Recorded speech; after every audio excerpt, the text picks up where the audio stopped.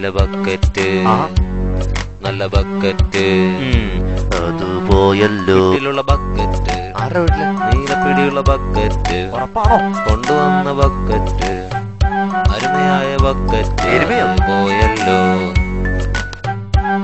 എന്നൊരു ബക്കറ്റൊക്കെ പോയെന്ന് പറയാ, എങ്ങനെ സംഭവിച്ചത്?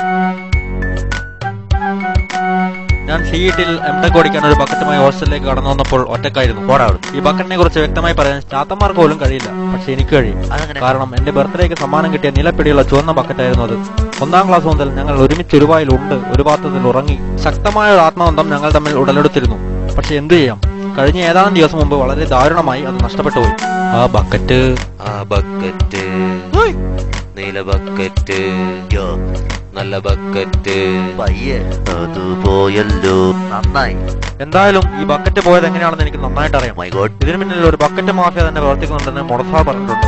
അതുകൊണ്ട് ഞാൻ ഹോസ്റ്റൽ യൂണിയന് കംപ്ലൈന്റ് ഒന്നും കൊടുത്തിട്ടില്ല. എന്റെ അവസ്ഥ കണ്ട് മനസ്സിലറിഞ്ഞ ഏതോ ഒരാൾ മെസ്സിൽ പോസ്റ്റർ ഇട്ടതുകൊണ്ട് ഇപ്പോൾ മനസ്സമാധാനത്തോടെ ജീവിക്കും. ഇനി ഏതായാലും ഇങ്ങനൊരു സംഭവം ഉണ്ടാവാൻ വഴിയില്ല. കാരണം ആരും ഒന്നും മോഷ്ടിക്കരുതെന്ന് ഞാൻ റൂമിൽ എഴുതി വെച്ചിട്ടുണ്ട്. ഹോസ്റ്റലിന്റെ ചരിത്രത്തിൽ ആദ്യമായി ഇങ്ങനൊരു സംഭവം ഉണ്ടാവുന്നതെന്ന് മുട്ടനാട് പറഞ്ഞിട്ടുണ്ട്. ജീവൻ കൊടുത്താലും ഞാൻ എന്റെ ബക്കറ്റ് തിരിച്ചു പിടിക്കും. ആ ബക്കറ്റ് എനിക്ക് തിരിച്ചു കിട്ടുമോ? അഥവാ തിരിച്ചു കിട്ടിയാൽ തന്നെ പഴയ ബക്കറ്റിന് പകരമാവുമോ? അത് ആർക്കറിയാം.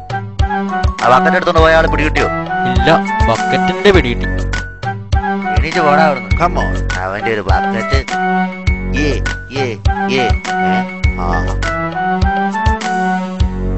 ആ ബക്കറ്റ് എല്ലാം കിട്ടില്ലോ. നീല ബക്കറ്റ് നല്ല ബക്കറ്റ് എടാ നിർത്തടാ. അത് പോയല്ലോ. അത് പോയല്ലോ. അയ്യോ, അത് പോയല്ലോ.